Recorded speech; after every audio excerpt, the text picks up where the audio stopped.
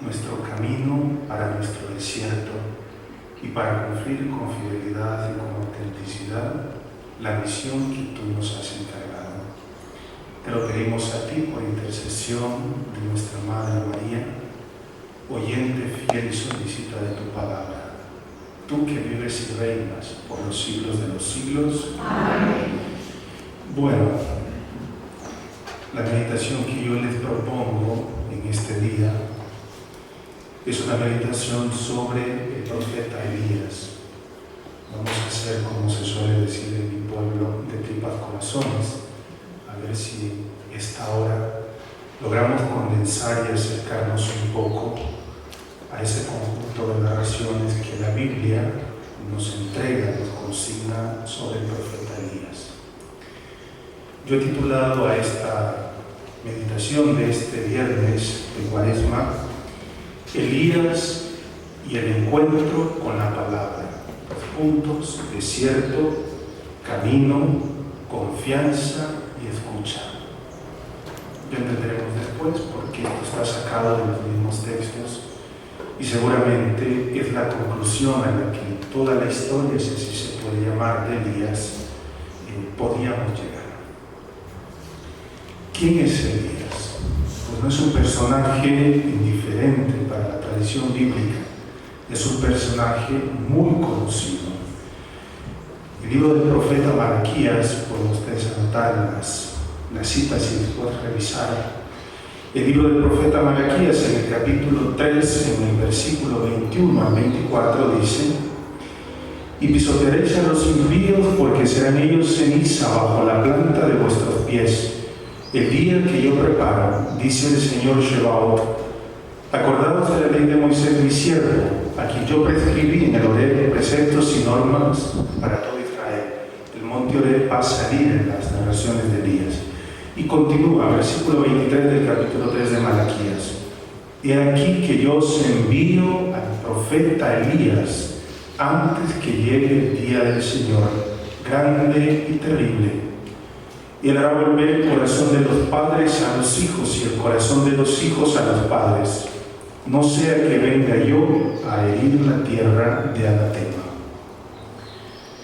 El libro del Eclesiástico es un itinerario, una presentación de modelos de personajes del Antiguo Testamento. En el capítulo 48, el libro del Eclesiástico, del versículo 1 al 10, dice lo siguiente: después surgió el profeta Elías como fuego. Y aquí viene la imagen de Elías como el profeta de fuego. Su palabra abrasaba como antorcha, no abrazaba de abrazar, sino abrazaba de quemar. Él atrajo sobre ellos el hambre y con su celo los diezmó. Por la palabra del Señor cerró los cielos e hizo también caer fuego 3 veces. Qué glorioso, dice el libro del Eclesiástico, fuiste Elías en tus portentos. ¿Quién puede jactarse de ser igual que tú? Tú que despertaste a un cadáver de la muerte y del Sheol por la palabra del Altísimo. Quisiste caer a reyes en la ruina y a hombres insignes fuera de su lecho. Lo veremos ahora en su historia. Oíste en el Sinaí, en este caso se dice Sinaí, es el monte Horeb. Oíste en el Sinaí la represión y en el Horeb los decretos de castigo. Ungiste reyes para tomar venganza y profetas para ser tus sucesores. En torbellino de fuego fuiste arrebatado en un carro de caballos ígneos. Fuiste designado en los reproches futuros para calmar la ira antes que estallara, lo que ha dicho el profeta Malaquías. Elías va a llegar para anunciar el día terrible del Señor, para hacer volver el corazón de los padres a los hijos y restablecer las tribus de Jacob. La figura de Elías aparece también en el Nuevo Testamento. En el Evangelio de Marcos, por ejemplo, en el capítulo 9, versículo del 2 al 5, y en los paralelos de los otros evangelios, dice Jesús: 6 días después toma Jesús consigo a Pedro, a Santiago y a Juan, y los lleva a ellos solos, aparte a un monte alto, y se transfiguró delante de ellos, y sus vestidos se volvieron resplandecientes, muy blancos, tanto que ningún batanero en la tierra sería capaz de blanquearlos de ese modo. Se les aparecieron Elías y Moisés y conversaban con Jesús. Toma la palabra Pedro y dice a Jesús: Rabí, bueno es estarnos aquí. Vamos a hacer 3 tiendas, una para ti, otra para Moisés y otra para Elías. En el Evangelio de Mateo aparece también la figura de Elías en el capítulo 17, el versículo 10 al 13. Dice el evangelista: y cuando bajaban del monte, Jesús les ordenó: no contéis a nadie la visión hasta que el Hijo del Hombre haya resucitado de entre los muertos. Sus discípulos le preguntaron: ¿por qué pues dicen los escribas que Elías debe venir primero? En la tradición hebraica, en la tradición judía, se cree, se asume que la llegada del Mesías, de esta figura, de este personaje enviado, estaría precedida por la llegada de Elías. Y entonces los discípulos le preguntan a Jesús sobre algo que ellos conocen bien. ¿Por qué pues dicen los escribas que Elías debe venir primero?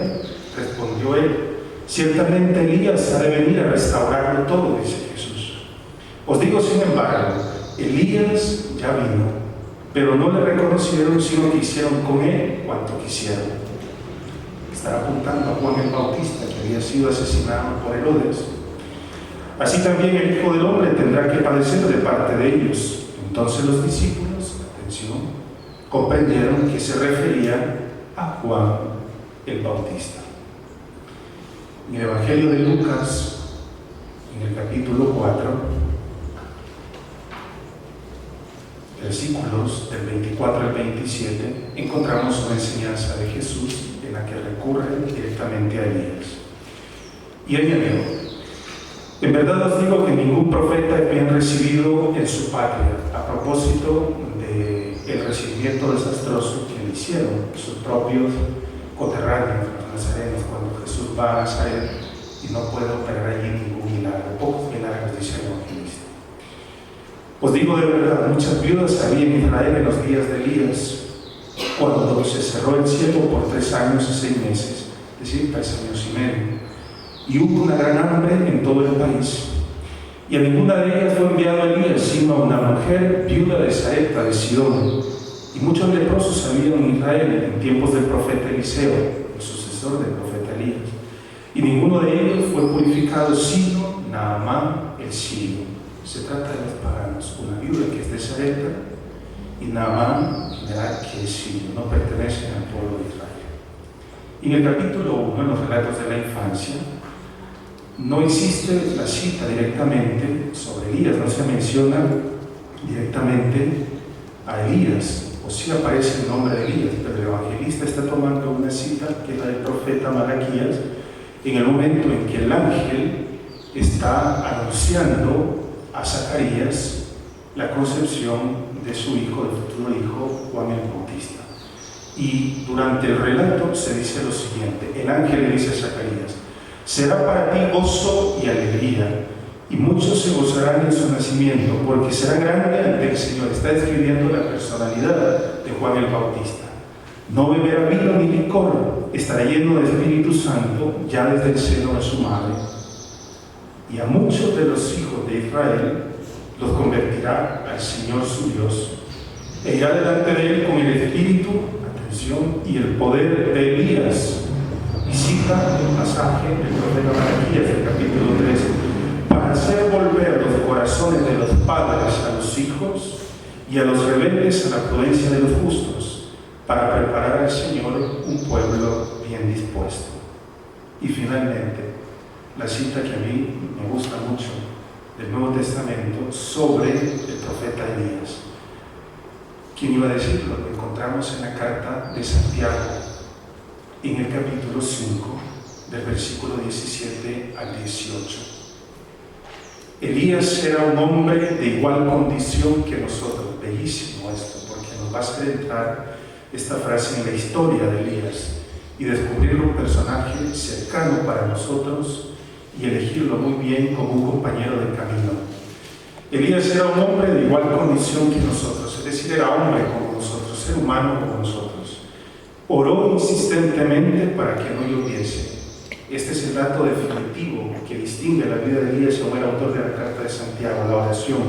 Oró insistentemente para que no lloviese, y no llovió sobre la tierra durante 3 años y 6 meses, es decir, durante 3 años y medio. Después oró de nuevo la oración, y el cielo dio lluvia y la tierra produjo su fruto.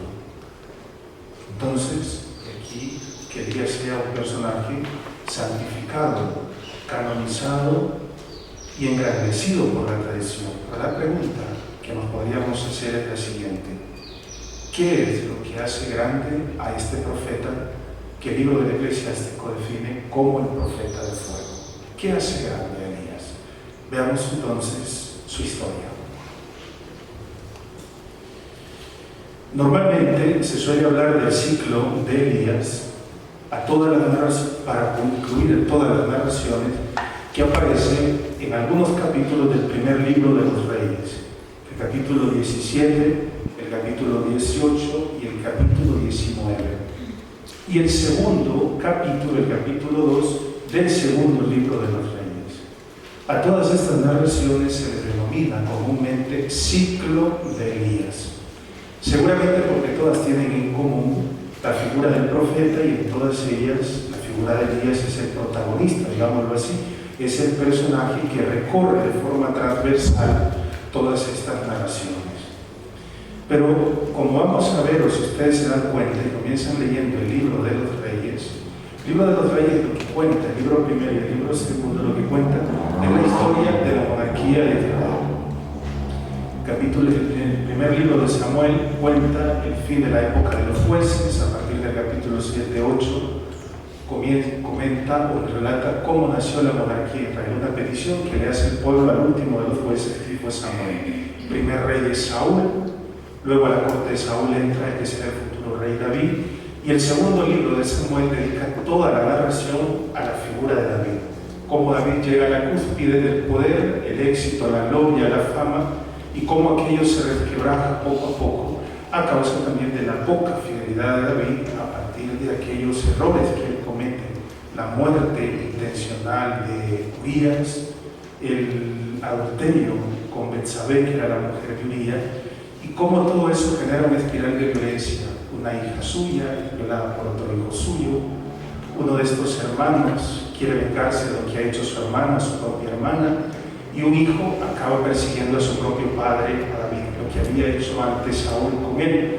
Saúl de una forma injusta, porque era por pura envidia, y aquel hijo, pues digámoslo así, entre comillas, de una forma justa, porque David ha cometido grandes equívocos en los que involucraba a la familia, y aquel rey desplendó los sociales que bajaron. El primer libro de los Reyes, que nos relata, los primeros capítulos, son los últimos años del anciano David, cuando pasa el testimonio y elige a su heredero. ¿Quién es? Salomón, contra todo pronóstico, porque hay otras figuras que figuran ahí en la escena. Y luego Salomón toma posesión del reino, y vemos ahí a David y a Salomón urdiendo planes malévolos contra unos personajes. Finalmente Salomón se convierte en rey, y de nuevo nos va a comentar, nos va a narrar el libro qué es lo que hace Salomón. A un cierto punto nos va a decir el libro, nos va a narrar el libro Primera de Reyes, que ese reino que había iniciado con Saúl, que David había consolidado y el que Salomón había dotado de esplendor, porque no era un buen militar, pero sí era un buen arquitecto, tenía una mente brillante y dotó de grandes edificios los palacios principales del reino, pues supo dotarlos de una arquitectura muy fina, muy buena, muy adelantada. ¿Y qué es lo que sucede? Ese reino se fragmenta, se divide en dos. Tenemos el reino que se llamará del norte, que tiene su capital en Samaria, y el reino del sur, que tendrá su capital en Jerusalén. El reino del norte y el reino del sur, el reino de Judá. A mitad de esa narración, cuando el libro de Reyes va y viene hablando del reino del norte, el reino del sur, narrando las fiestas de los reyes del norte y las fiestas de los reyes del sur, irrumpe la figura de Elías, que aparece en el capítulo 17. Se prolonga en el capítulo 18, luego en el capítulo 19 del libro de Reyes, y luego aparece el último, digamos, episodio relacionado a la figura de Elías en el segundo capítulo del libro de los Reyes. Entonces la figura de Elías irrumpe casi que de forma violenta y drástica en este relato. Yo les invito a que de forma narrativa nos adentremos en estos textos y pongamos atención cómo están estructurados, cuáles son los personajes, cómo se describen los personajes, con quién entra en contacto Elías, cómo se presenta Elías, cuál es el comportamiento de Elías y qué es lo que vamos encontrando de particular en cada uno de estos episodios, pero sobre todo cuáles son esos elementos que se van a ir repitiendo y que nos van a ir diciendo que estos son los elementos que en un momento forman parte de la vida del profeta, que no siempre estarán, porque entrarán otros elementos que sí son parte de su identidad o que construyen su identidad. Capítulo 17, nos encontramos allí, podríamos decir, 3 episodios. El primer episodio es cuando irrumpe la figura de Elías y le canta las 40 al rey de turno, que es el rey Ahab, un rey malvado. Un segundo episodio es cuando por mandato de Dios Elías tiene que irse a refugiar a un lugar, a un torrente que se llama Kerit. Y un tercer episodio es cuando la palabra de Dios de nuevo orienta a Elías a que tenga que desplazarse a otra localidad, donde se va a encontrar con un personaje, una mujer que es una viuda, la viuda de Sarepta, y donde Elías también tendrá que intervenir en una situación que a esta mujer le sucede, que es la muerte de su hijo. En el capítulo 18 nos encontramos otros episodios de Elías. El primero del capítulo 18 es el encuentro de Elías con el mayordomo del rey, el mayordomo del rey de turno, que es Abdías, el rey es Ahab, y su mayordomo de turno es Abdías.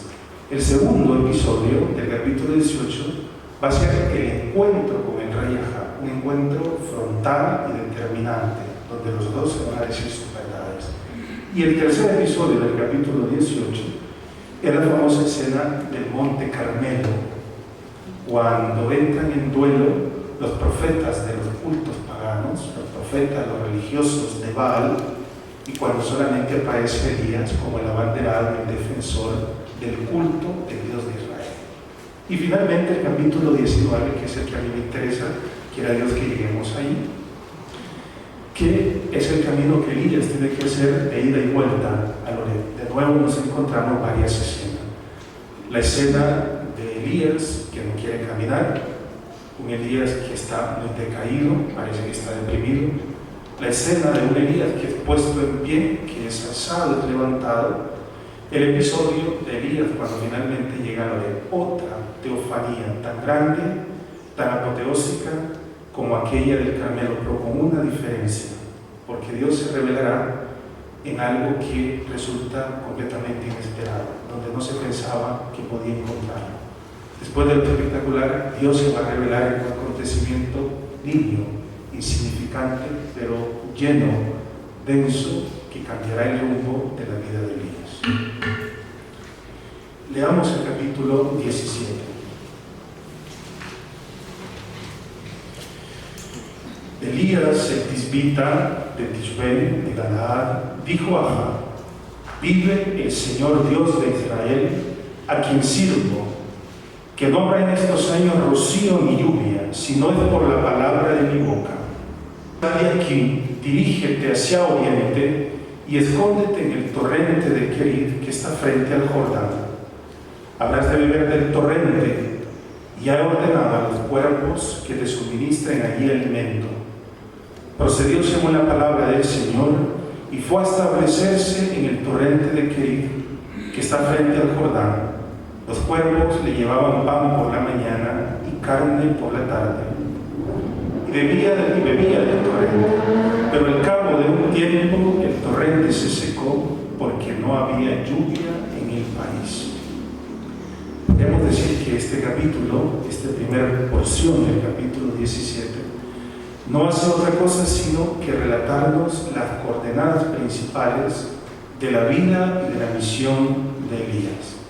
La primera cosa que aflora en este texto es que Elías tiene conciencia de estar delante del Señor. Cuando se presenta Ahab dice: por la vida del Señor vive el Señor Dios de Israel, delante del cual yo sirvo. La conciencia que él tiene como profeta es que se encuentra delante de Dios y por lo tanto sabe que tiene un mensaje que no es suyo, sino un mensaje que viene de Dios, y un mensaje a partir del cual él deberá asumir las consecuencias, porque a partir de aquí la vida de Elías no va a ser para nada fácil. las consecuencias, las dificultades irán creciendo, aumentarán cada vez más, se recrudecerá más la dificultad.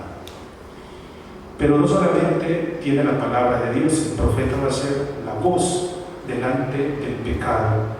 Y así como el destinatario de la palabra de Dios, Elías va a ser también destinatario de la maldad y de la violencia del rey y de su esposa, la reina consorte Jezabel. Otra certeza que emerge, otro detalle, es que la vida está atravesada por la fuerza de la palabra de Dios. Lo que alimenta, lo que nutre la vida del profeta es que él se encuentra lleno, se encuentra transido, se encuentra marcado de esa palabra. Tanto que debe anunciar eventos que son sobrehumanos, que no dependen de él, como el no habrá lluvia, cesará la lluvia por 3 años y medio, y en lugar de lluvia de fecundidad lo que habrá será carestía. Tengan en cuenta que Ahab y su esposa, la reina Jezabel, son promotores del culto de Baal. Baal, entre el culto pagano de Fenicia, en fin, de estas tierras de las cuales provenía la reina Jezabel, era una de las divinidades más importantes y era la encargada de la fecundidad y de la lluvia. Curioso. Pero el Dios en nombre del cual va Elías es el Dios de Israel, que va a quitar la lluvia y va a quitar la fecundidad de la tierra. Lo que sobreviene es la sequía.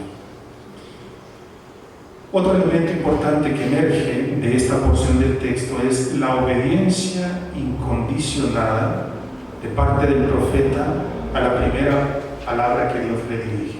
Y quizás esta es la enseñanza más importante entre todas las que van a salir a flote, que van a aflorar en el relato de Elías. La obediencia incondicionada a la palabra de Dios. Una palabra que para Elías va a ser dinámica, su vida no va a ser nunca estática. Para el profeta nunca va a ser consentido echar raíces. Él va a desplazarse de un lugar a otro. Ya hemos tenido el primer desplazamiento. Dios le dice, vete al torrente Kerit.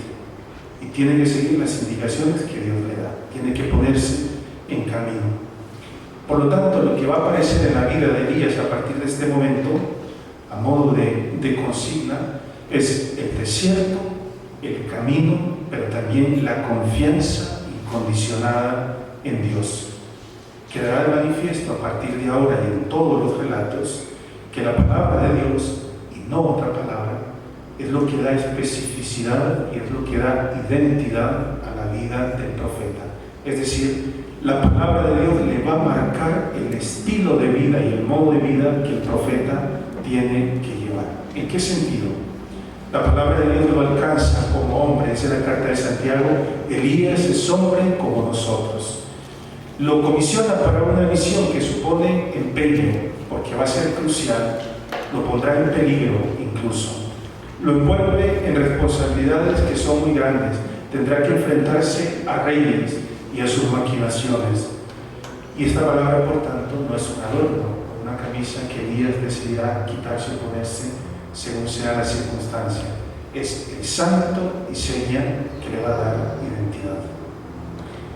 A partir de este momento, en los diversos relatos de Elías, las narraciones nos van a mostrar que la palabra de Dios es lo que caracteriza y lo que condiciona a un profeta, a un hombre de Dios. Es decir, lo que lo nutre, lo que lo orienta, la dirección y el orientamiento que le indica dónde debe estar. Le quita de un lado lo superfluo, aunque para el profeta no parezca que es así, y le proporcionará realmente lo que es necesario y lo que es vital.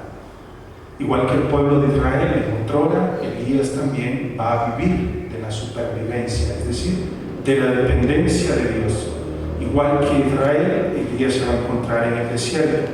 Igual que Israel sintió hambre y sintió sed, Elías sentirá hambre y sentirá sed.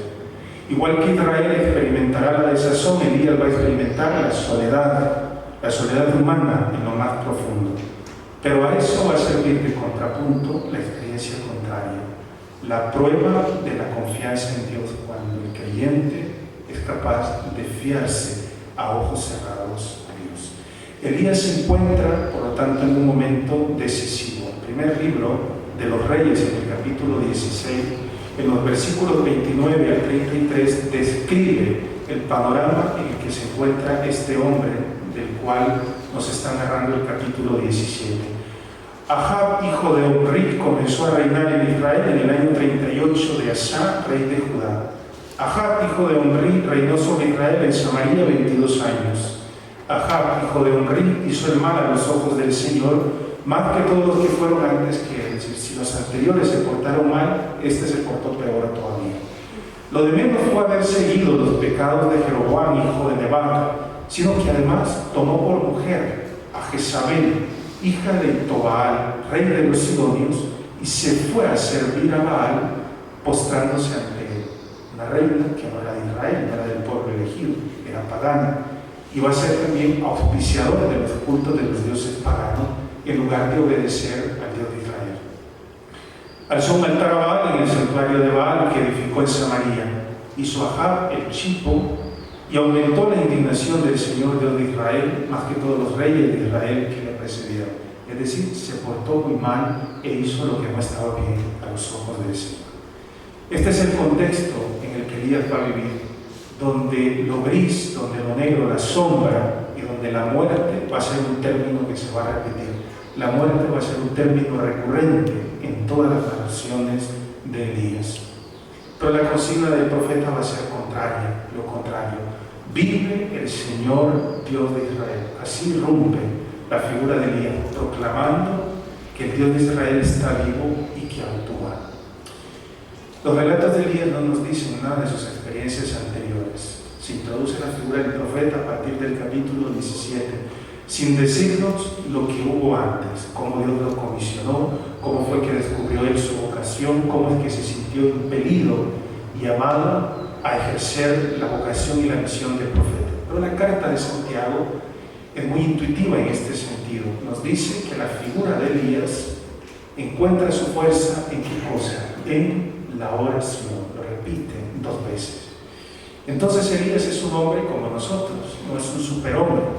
Y su fuerza la encuentra en una relación íntima con Dios, es decir, a través de la oración. Frente a la corrupción, entonces el profeta es como puede hablar, porque es un hombre de Dios que comparte una intimidad, que vive de una intimidad con Dios, y por lo tanto eso es lo que le proporcionará estar en grado y en condición de cantarle las 40 a un soberano ante su paganismo, ante su idolatría y ante la corrupción. ¿Por qué? Porque es la palabra de Dios la que nutre al profeta, y en definitiva esa es la fuente de la fuerza, del arrojo, del valor, del coraje con que asumirá la misión el profeta. Y lo anunciado se cumple finalmente. Elías ha dicho que no habrá lluvia, no habrá rocío, y finalmente, como hemos escuchado al final de la porción de texto que hemos leído, la sequía llega finalmente. Dios prepara a su profeta, proporciona los medios a través de los cuales va a nutrir, y al final de la porción de texto que hemos escuchado nos dice que la sequía finalmente llegó. Versículo 7, pero al final de un tiempo el torrente se secó porque no había lluvia en el país. No hubo lluvia en el país. Sin embargo, seguimos diciendo que Elías es un hombre como nosotros. Es una esperanza, no cualquiera, la que lo convierte en profeta. La palabra que él recibe es una palabra que provoca dinamismo en su vida. Elías va a conocer la voluntad de Dios, no de una vez y por todas, sino de modo gradual, progresivo. Tendrá que arriesgar, las cosas no van a ser fáciles, ni en principio, ni desde el principio. Nada estará claro desde el principio. Pero el profeta, lo más importante es que se sabe llamado. Pero lo más grande de todo es que él va a permanecer atento. Y solamente así, con esa actitud, podrá clarificar las ideas y podrá comprender bien aquello que Dios, a través de su historia, le está pidiendo. Sigamos con el siguiente pasaje. Versículo 8. El Señor Dios dirigió la palabra a Elías: prepárate, vete a Sarepta de Sidón y establécete allí, pues he ordenado a una viuda de allí que te suministre alimento. Se preparó y fue a Sarepta. Cuando entraba por la puerta de la ciudad, una viuda andaba por allí recogiendo leña.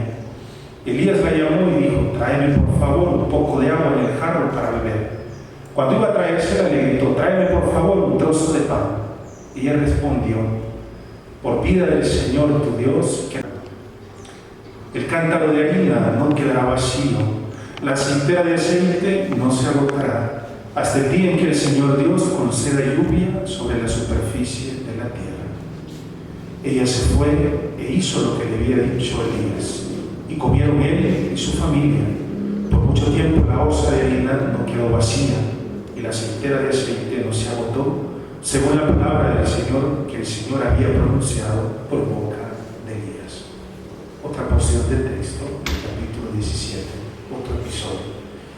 Nos dice al inicio del texto, en el versículo 8, que la palabra de Dios fue dirigida al profeta. Es la segunda vez que nos lo dice. La primera habla Elías en nombre de Dios. En el versículo 2 nos dice que Dios dirige la palabra de él a Elías. La palabra llegó al profeta. Literalmente, pegándonos al texto hebreo, sería: y aconteció la palabra de Dios al profeta. Y es esta palabra, como en el caso anterior, que vuelve a orientar a Elías. Antes le he dicho: vete al torrente querido, sal del mundo en donde estás, del espacio en donde vives hasta ahora, y muévete a otro espacio. Ahora en el versículo 8 le dice: vete a Sarepta. Si hasta ahora Dios había proveído una seguridad a su profeta, ahora su palabra lo llama a salir de la coraza, del refugio, de la burbuja donde hasta ahora estaba protegido el profeta. Un dato a lo anterior: los cuervos, según la Torá, son un animal impuro. Lo que alimenta al profeta es aquello que no parece que puede alimentar, que son los cuervos. Es un animal impuro. Pero resulta que le llevan alimento al profeta mientras está escondido, mientras está preparando, porque no se puede improvisar. La misión y la vocación del profeta es aquello en lo que aparentemente uno no encuentra. El profeta no había encontrado alimento. Lo más impuro, aquello dañino, aquello que normalmente se desecha, es lo que sirve de medio, de instrumento para alimentar y nutrir a ellas. Si hasta ahora el Señor lo había protegido, ahora la palabra de Dios que había sido dirigida a él le invita pero a salir de ese sitio de protección. Y le dice: vete a Sarepta. Es una dirección precisa, concreta y puntual. La dirección hacia la cual orienta la palabra de Dios le conduce a saltar los límites. La orden es tajante. Debe dirigirse a Sarepta, no a otro lugar. Se trata de una tierra extranjera. Sarepta no pertenece a la tierra de Israel. Y por si fuera poco, para que nos veamos un poco más de la ironía del texto, Sarepta era la patria de la reina Jezabel.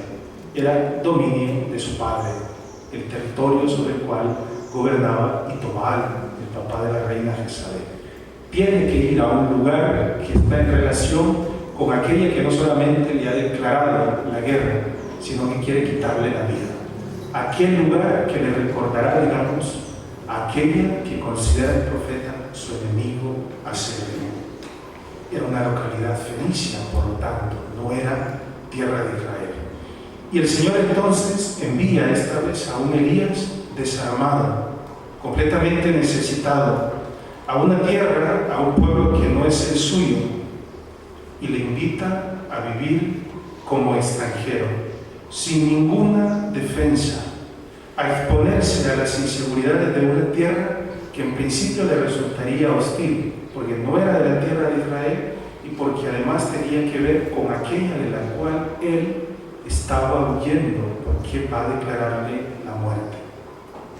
El Señor, por lo tanto, envía a Elías necesitado. Cuando todo parecía ir bien, el profeta, bien nutrido, bien escondido, a causa de que la palabra de Dios irrumpe en su vida, tiene que ir a una tierra extranjera que le tendrá que resultar amiga y en la que no se ofrece ninguna garantía, ninguna seguridad de ningún éxito, más que el hecho de ser nutrido por una viuda. Dios le dice: vete a Sarepta y ahí te proporcionaré una viuda que se va a encargar de tu alimentación. De esta mujer no conocemos el nombre. Esta porción del texto no nos dice absolutamente nada. Simplemente nos dice su situación de pobreza y carestía.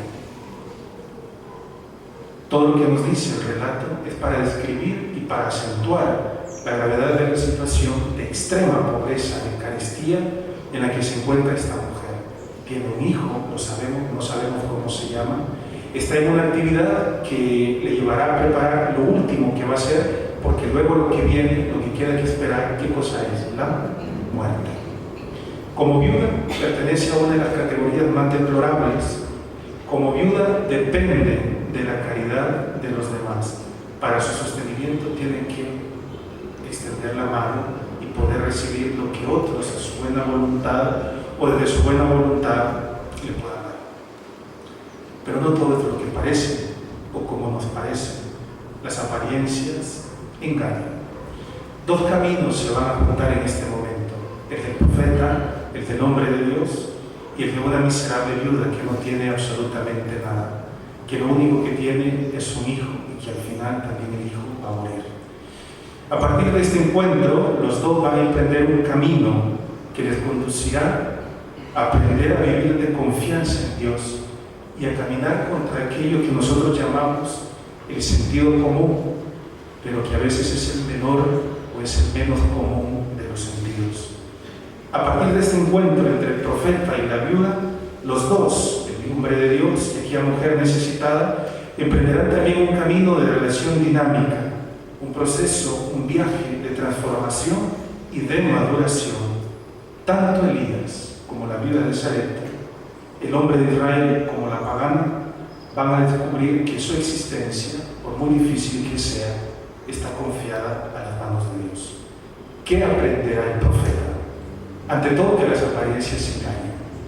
Lo han alimentado los cuervos en una tierra que no es la suya y donde todos seguramente, desde ese modo de etiquetar a los demás, todos son malos porque no pertenecen a Israel, ciertamente iba a encontrar asilo. Cuando la tierra de Israel es un peligro para él estar dentro de esa tierra, le ofrece inseguridad. En cambio, el profeta encuentra seguridad donde no parece que haya seguridad para él.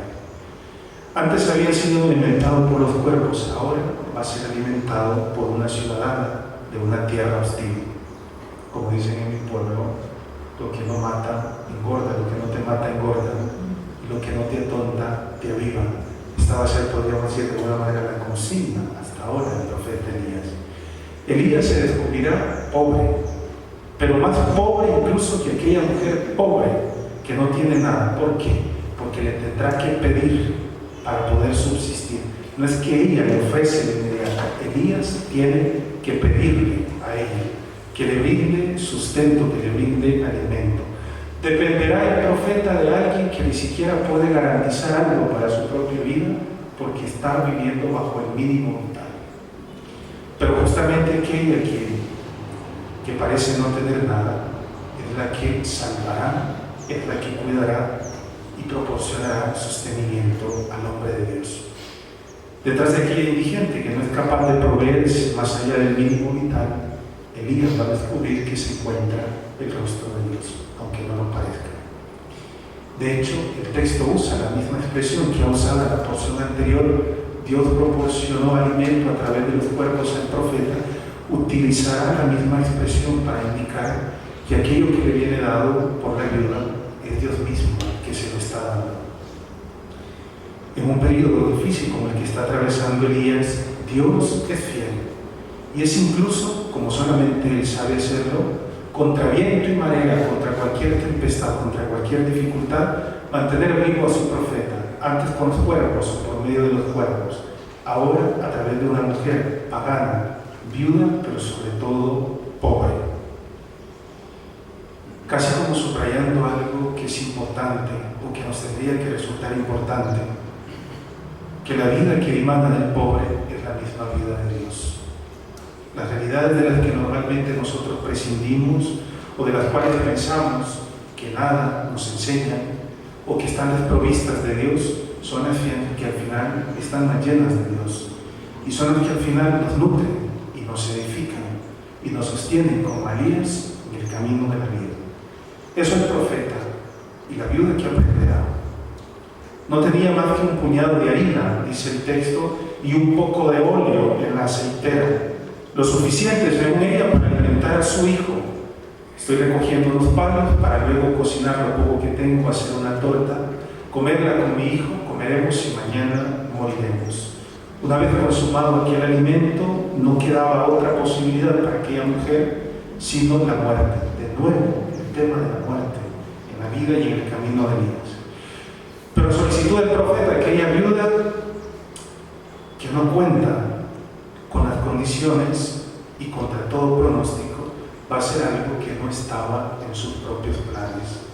El profeta le dice: no temas, porque así dice el Dios de Israel. Primero ve y preparas para mí, y después prepara para ti y para tu hijo. El Dios de Israel dice así: el cántaro de harina no quedará vacío, la aceitera de aceite no se agotará, hasta el día en que Dios, el Señor, lo conceda, lluvia sobre la superficie de la tierra. Y la viuda, sin acotar, sin rechistar, sin decir absolutamente nada, obedece y se va a hacer lo que le dice Elías. La extranjera, aquella que no pertenecía al pueblo de la alianza, que era una pagana, que estaba al margen de la salvación, que no era del pueblo elegido, tendrá la mirada justa para encontrar en el forastero, en aquel hombre que necesita, un enviado del Señor. Así lo reconocerá al final, en la tercera porción del texto que leeremos. Así lo reconocerá la viuda: sé que eres un hombre de Dios, porque la palabra del Señor está en tu boca, le dirá la viuda. No está en tu mente, sino que está en tu boca. La proclamas, tu oficio es proclamar la palabra de Dios. A la luz de este texto podemos decir, hermanos, que vivir de la fe no es tanto aferrarse a la existencia de cosas que no vemos, invisibles, cuanto vivir en una dinámica de relación.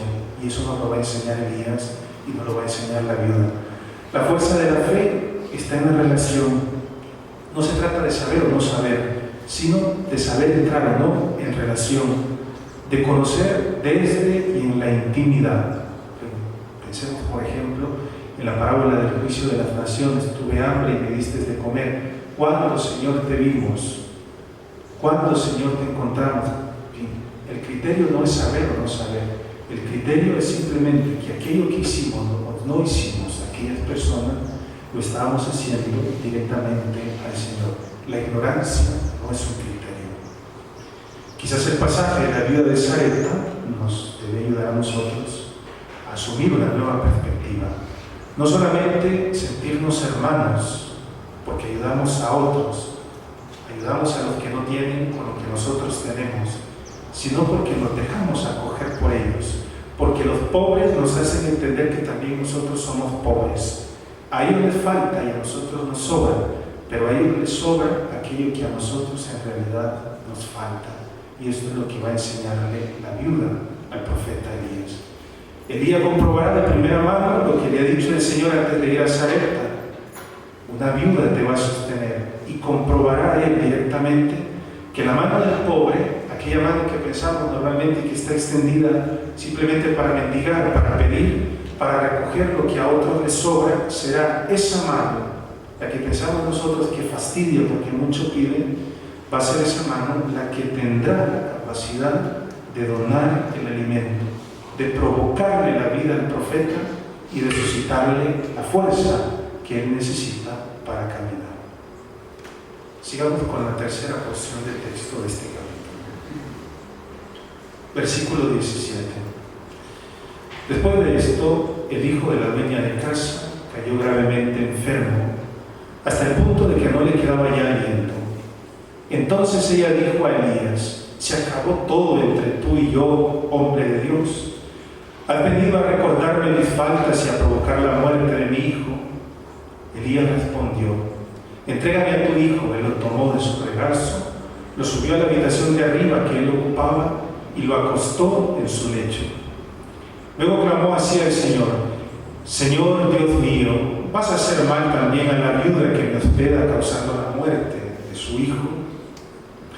Se tendió 3 veces sobre el niño y gritó al Señor: el Señor Dios, que vuelva el aliento de este niño a su cuerpo. El Señor escuchó el grito de Elías. Volvió el aliento del niño a su cuerpo y revivió. Elías tomó al niño, lo bajó de la habitación de arriba al interior de la casa y lo entregó a su madre. Dijo Elías: mira, tu hijo está vivo. La mujer respondió a Elías: ahora sé que eres un hombre de Dios y que la palabra del Señor de verdad está en tu boca.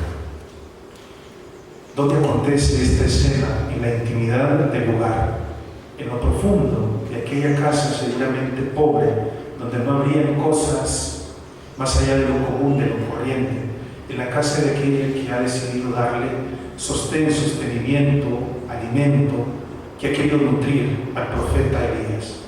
Ahora es en la intimidad donde las personas, ustedes y yo, hacemos nuestra vida, donde no admitimos a cualquiera, donde somos dueños de aquello que pasa, la casa, donde se aprenden los valores, donde aprendemos a dar los primeros pasos, donde conocemos de Dios, donde aprendemos lo más importante para ser hombres y mujeres de bien.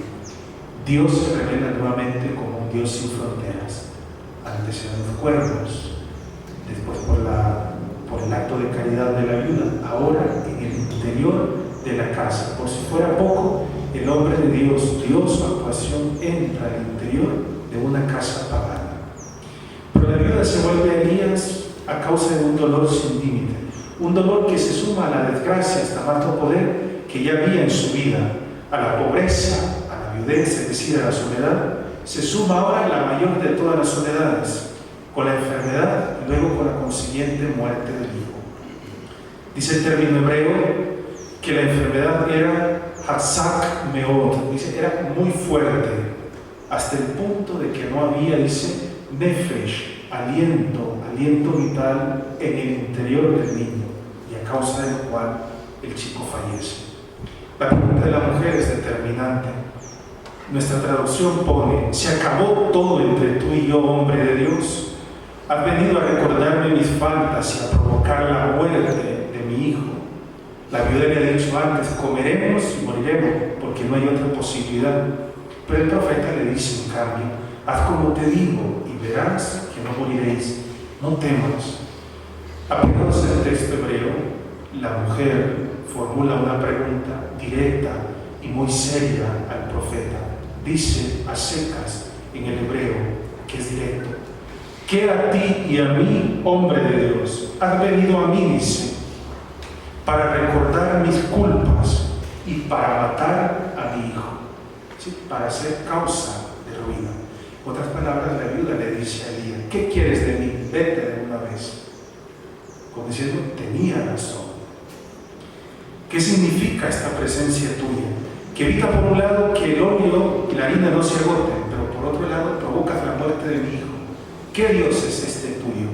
Que por un lado me sacia del hambre, pero por el otro me proporciona un dolor más grande, quitándome a mi hijo, lo único que me quedaba porque no tenía esposo. Y bienes materiales tampoco, porque era aquel el último alimento, y después lo que venía, lo que había que esperar era solamente la muerte. Y es que la muerte se presenta como un fracaso. Y la pregunta de la mujer no está fuera de lugar, porque ante esos interrogantes que provocan la muerte o una circunstancia como la enfermedad, ustedes saben, ustedes y yo sabemos que no podemos subir, no podemos tenerle miedo. Es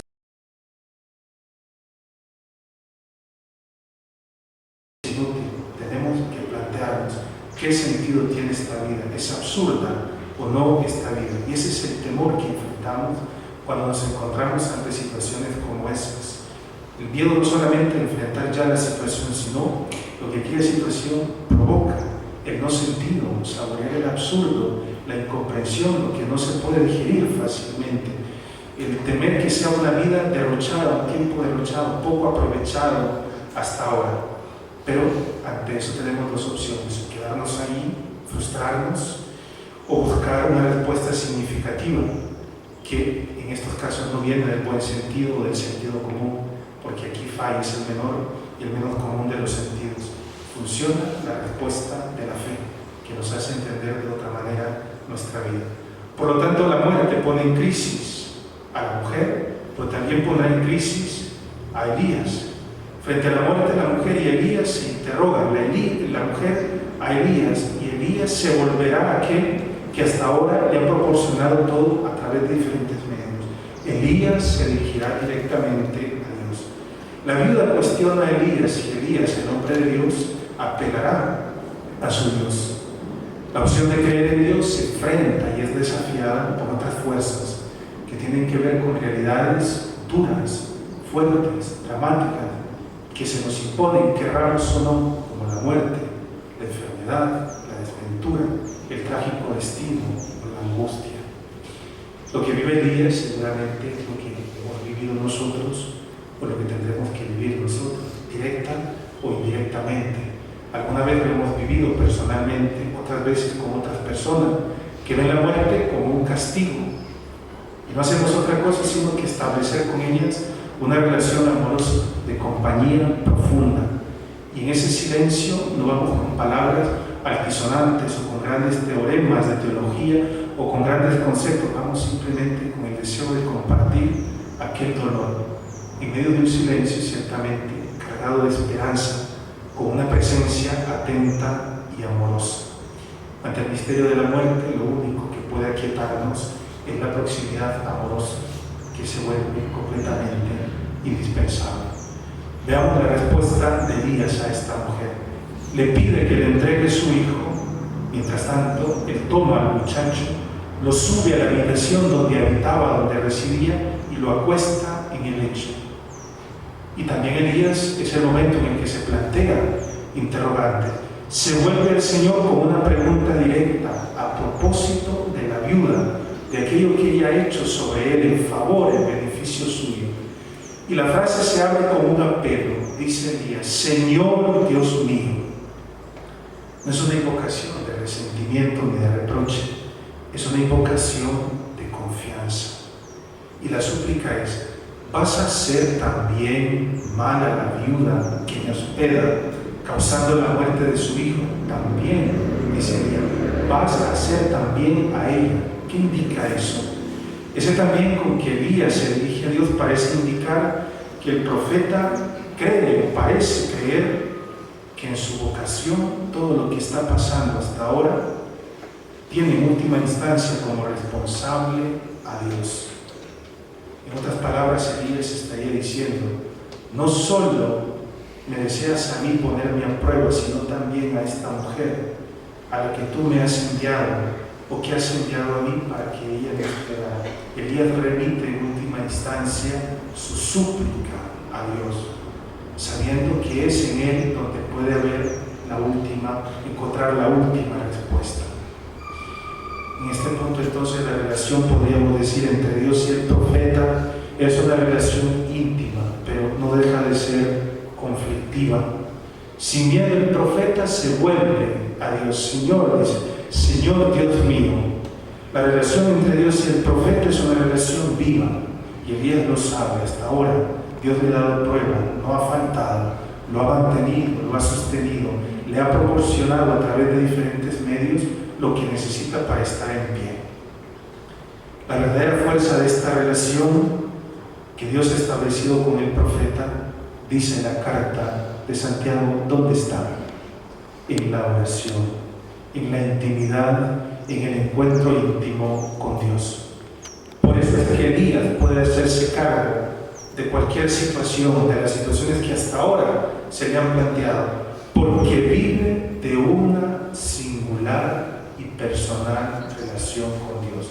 A veces nosotros nos preguntamos, ¿no? ¿Cómo yo he sobrevivido a esto? ¿Cómo no me ha pasado otra cosa? ¿Cómo esto no ha trascendido o no ha degenerado o no ha repercutido en mi salud, en fin, en diferentes cosas?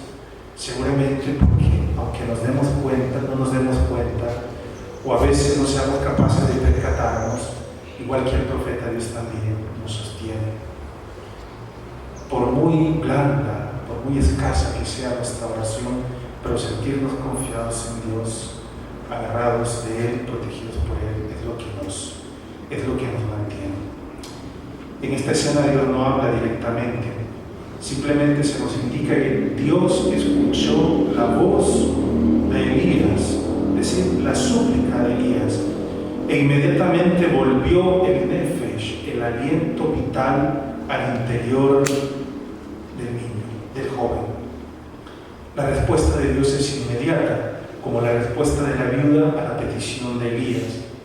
Elías muestra a la viuda que Dios no solamente es vecino, próximo al hombre frágil, sino que es su sostén, su fortaleza. Quien hace experiencia del amor generoso, del amor fiel, paciente, misericordioso, deja de creer en la omnipotencia de la muerte. Y este es el salto al que todos estamos llamados, ¿no? Aquella frase que encontramos en el Cantar de los Cantares, en el capítulo final: porque fuerte como la muerte es el amor. Si la muerte es fuerte, se presenta omnipotente, fuerte y omnipotente es el amor. La revelación, por tanto, que Elías ofrece a esta viuda pagana, pobre, abandonada, angustiada, sola, es una revelación completa. El Dios que lo ha enviado a ella es providencia y vida. Ella, la viuda, ha hecho bien en confiarse en la palabra del profeta, acogiéndolo en su casa y nutriéndolo con aquello poco que tenía, que no sobraba, sino que escaseaba, faltaba en el caso de ella. Por eso la mujer puede responder: ahora sí que eres un hombre de Dios, y que la palabra del Señor está de verdad en tu boca. ¿Qué tiene fuerza aquí? La palabra. ¿Qué es lo que está en la boca del profeta? La palabra de Dios. Esto es lo que tiene potencia. Dice: ahora sí entiendo, es la palabra de Dios la que regenera, la que abre caminos donde aparentemente no los hay, la que suscita esperanza, la que hace florecer donde todo parece que es un desierto, la que suscita y provoca la vida donde todo parece que es muerte, que es angustia. En medio de calamidad tras calamidad, el reinado de Ahab, que es un reinado calamitoso. En el caso de la viuda, la situación que ella vive, en medio de eso se contrapone o hace de contrapunto la fe pura del profeta y la fe de una mujer extranjera asignada por la necesidad y por la carestía. Creo que no me va a dar tiempo de llegar al capítulo 19, nunca, jamás. ¿Les parece que sigamos unos minutitos más y terminemos el capítulo 18? ¿Están de acuerdo? Vamos a leer el capítulo 18 y hasta donde lleguemos en esta meditación es solo una hora y no da para más. Leemos el capítulo 18 del primer libro de Reyes. ¿Qué escena nos vamos a encontrar aquí? ¿Qué episodio nos vamos a encontrar aquí? Nos vamos a encontrar en un primer momento el encuentro, el diálogo de Elías con Abdías, que es el mayordomo del rey de turno. Luego nos vamos a encontrar el momento de encuentro entre Elías y el rey que está gobernando, el soberano.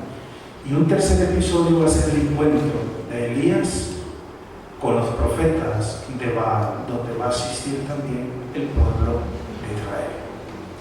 El encuentro de Elías con Abdías. Vamos a leer los primeros 15 versículos. Pasado mucho tiempo, el tercer año, el Señor dirigió esta palabra a Elías: ve y déjate ver de Ahab, pues voy a hacer que llueva sobre la superficie de la tierra. Elías partió para dejarse ver de Ahab. El hambre arreciaba en Samaria. Ahab llamó a Abdías, mayordomo de palacio, y entre paréntesis le llama lo que nos pone en el texto como una especie de aclaración. Abdías era profundamente temeroso del Señor. Cuando Jezabel exterminó a los profetas del Señor, Abdías había tomado a 100 de ellos y los había ocultado en una cueva, en 2 grupos de 50, alimentándolos con pan y agua. Ahab dijo a Abdías: vete por el país, recorre todas las fuentes y torrentes, tal vez encontremos hierba para los caballos y los mulos, y no nos quedemos con el ganado exterminado. Se repartieron el país para recorrerlo. Ahab se fue solo por un camino y Abdías solo por otro. Estando Abdías de camino, Elías salió a su encuentro. Al reconocerlo, cayó rostro en tierra y dijo: ¿eres tú, Elías, mi señor? Él respondió: yo soy. Ve y di a tu señor que Elías está aquí. Respondió: ¿qué pecado he cometido? ¿Pretendes entregarme en manos de Ahab para que me mate? Vive el Señor Dios, que no hay pueblo ni reino a donde mi Señor no he enviado a alguien a buscarte. Y si la gente decía que no estabas ahí, hacía jurar al pueblo o al reino que no te habían encontrado. Y ahora me pides que vaya yo donde mi Señor y le diga que estás aquí, cuando el Señor te llevará donde yo no sepa. Y si entonces doy aviso a Ahab y no te encuentra, seguro que me mata. Sin embargo, tu siervo es temeroso del Señor desde su juventud. Nadie ha hecho saber a mi Señor lo que hice cuando Jezabel mató a los profetas del Señor, que oculté a 100 de los profetas del Señor de 50 en 50 en una cueva y los alimenté con pan y agua. Y ahora me pides que vaya donde mi Señor y le diga que estás aquí, me matará. Elías respondió: vive el Señor Shebaot, a quien sirvo, que hoy haré que me vea. Nos encontramos frases, elementos muy interesantes que aportan también a nuestra reflexión. Por tercera vez, versículo 1 del capítulo 18, lo que llevamos leyendo las narraciones de Elías, por tercera vez se repite la frase: la palabra del Señor fue dirigida a Elías. Es decir, literalmente la palabra del Señor aconteció a Elías. Antes la palabra había sido dirigida para ponerse a salvo, el torrente. Luego, para vivir de la caridad de un pueblo extranjero, ir a Sarepta. Ahora es para dejarse ver por el rey, plantarse ante aquel que cree que lleva el destino del pueblo de Israel. Por lo tanto, Elías entra, podríamos decir, en el corazón de la contestación, y la respuesta no se hace esperar, es inmediata. Entonces Elías, dice, se fue para hacerse ver por Ahab, por el rey. ¿Cuáles son los personajes que se dan cita en este giro de versículos que hemos leído? Elías, el profeta corrupto Ahab y su mayordomo, que parece ser una persona justa, temeroso pero justo. Temeroso, ¿por qué? Porque sabe ante quién está sirviendo, que es un hombre despiadado y cruel. Pero justo, ¿por qué? Porque tiene temor del Señor, cree en el Dios de Israel, y porque además, contra todo pronóstico y aún poniendo su cuello en peligro, fue capaz de salvar a 100 profetas del Señor, de 50 en 50, y de nutrirles además, igual que la viuda nutre a Elías, igual que los cuervos nutren a Elías. Este ha sido instrumento de Dios para nutrir a los profetas del Señor. Aunque el Señor nos llame, no somos autosuficientes, dependemos necesariamente de los demás. Hay varios cuadros de diálogo, si ustedes se dan cuenta. Primero habla Dios y el profeta. La sequía ha invadido todo y finalmente llegan los estragos. El diálogo entre el rey y el mayordomo, preocupados por ir a buscar alimento. El encuentro entre el profeta y el mayordomo, este diálogo un poco más extenso. Y el cuarto diálogo, que aparecerá después, y el diálogo que viene a continuación será el del profeta directamente con el rey. Y el último cuadro de este capítulo 18, el último cuadro de diálogo, será el diálogo de Elías, o entre Elías con los profetas de Baal, cuando van a aquel duelo, el enfrentamiento, a ver cuál de los dioses se manifiesta como el Dios vivo. Nos encontramos, nos sentamos ante la figura de Abdías, el mayordomo justo, y lo hacemos desde una doble perspectiva. Primero, Abdías en relación a Ahab, el rey, y luego Abdías en relación al profeta Elías, porque es el personaje que está en estos dos cuadros, primero dialogando con el rey y después dialogando con el profeta Elías. Según nos hace entender el texto, la figura de Abdías es poliédrica, si queremos.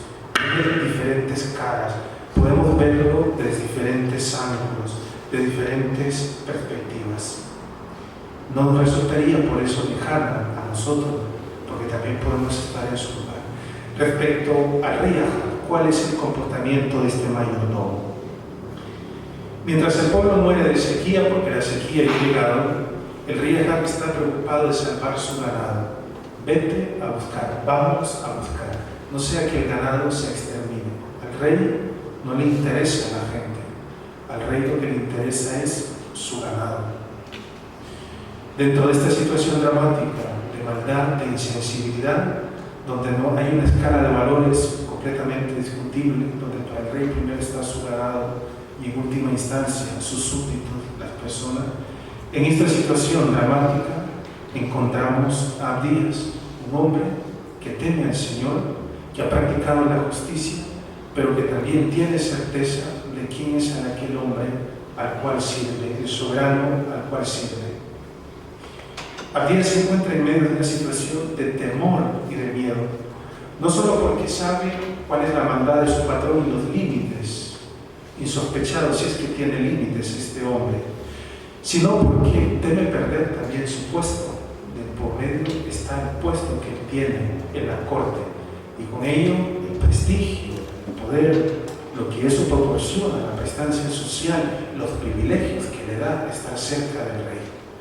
No obstante su fe y su justicia, Abdías debe hacer las cuentas con un sentimiento fuertemente humano.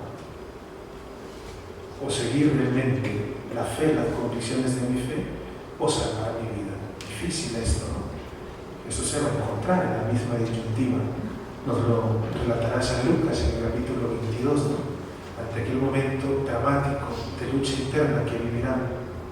Si quieres, haz que pase de mí este cáliz, pero no se haga mi voluntad, sino la tuya.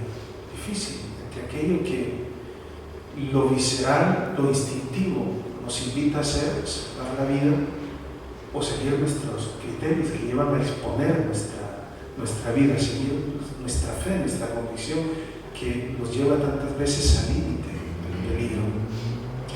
El miedo, sin embargo, no es un criterio, puede ser también un peligro, puede justificar el subterfugio, es decir, la argucia, el engaño, la mentira, sobre pretexto de estar justificando algo que parece razonable. El miedo no es un criterio, podríamos decir, moral para actuar o no para no actuar, para justificar o no las decisiones poco acertadas o afortunadas. Este es Abdías delante de Ahab, y esta es la forma como Ahab se revela. ¿Quién es Abdías? ¿Cómo se presenta Abdías en relación con Elías? De nuevo, el profeta debe aprender que no todo es como parece y que las apariencias engañan. No hay lugar para una lectura superficial. Elías va a reconocer que incluso dentro de la corte perversa y corrupta del rey Ahab hay un hombre justo que teme al Señor. No todo está perdido, hay una esperanza. A partir del texto se puede entender que Abdías, haciendo su labor aún en un contexto perverso como aquel, se mantiene justo, de hecho se mantendrá justo. Es un hombre que es capaz de estar del lado del rey y de su esposa malvada, la reina Jezabel, pero eso no significa que sea cómplice del pecado y de la maldad. Pero es un hombre que no sabe alzar la voz para denunciar, para provocar rompimiento, porque está simplemente aplastado y paralizado por el miedo, pero escondido. Siempre desea mantenerse íntegro, se preocupa por cuidar del profeta, pero desde el escondido, porque tiene temor. El temor es la cifra que define su vida. Tiene la capacidad de Abdías de reconocer al profeta, lo identifica de hecho cuando lo encuentra, pero su vida está superada, está desbordada por el miedo que le paraliza, por aquello que él teme también perder y que ha conseguido seguramente con mucho trabajo y sacrificio. Pero no obstante, paralizado y bloqueado por el miedo, Abdías nos da cuenta que ha sido capaz incluso de jugarse la vida, ha puesto en riesgo su propia vida a causa de la fe que vive y que asume, salvando de una muerte segura a aquellos profetas que eran blanco de los desmanes o de los planes malévolos de la reina Jezabel, escondiéndonos y luego alimentándonos, nutriendo. Pero teme comprometerse profundamente. Si debe elegir entre la vida, su vida propia y la de Dios, seguramente Elías estará más propenso a elegir a favor de su vida. Ama a Dios, pero parece que esto no es prioritario en su vida. El temor desborda su existencia. Reconoce que el profeta tiene un estilo de vida muy diferente al suyo, y esto es bonito. Sabe que Elías, como hombre de Dios, está abandonado al espíritu que lo lleva donde quiere, y se lo dice él directamente. En el versículo 12, cuando yo me aleje de ti, el Espíritu del Señor te llevará donde yo no sepa. Sabe que quien dirige la vida del profeta es el Espíritu de Dios, es la fuerza, la potencia de Dios. Pero al final nos daremos cuenta, la palabra del profeta, su autoridad, convencerá y ayudarán a este hombre a vencer el miedo que hasta ahora le paraliza. Es un verdadero proceso de conversión, podríamos decir. Pasar de la colaboración con el rey Ahab, pasar de una actitud servir al rey, a pasar a un servicio, a una ayuda al hombre de Dios, al profeta, aquel que es voz incómoda del Dios de Israel.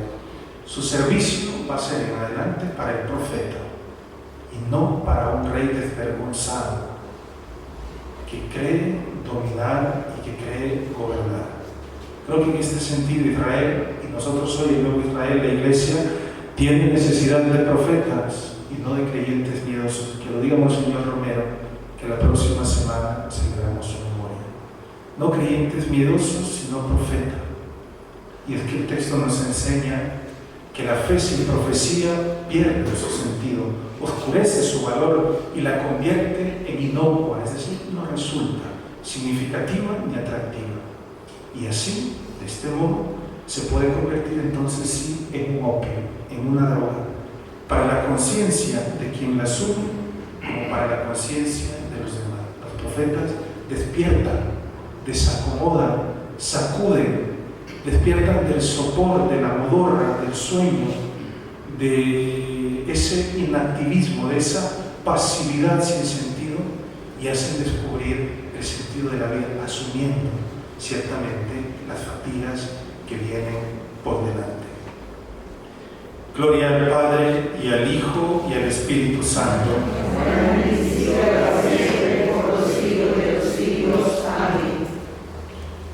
Muchas gracias por la atención. Para no dejarles picados, voy a continuar la próxima meditación con lo que viene, ¿les parece? Y va a ser el libro de Ruth, pero vamos a continuar con esto para terminar. ¿Les parece? Pero nos vemos en el mismo canal y a la misma hora, ¿verdad?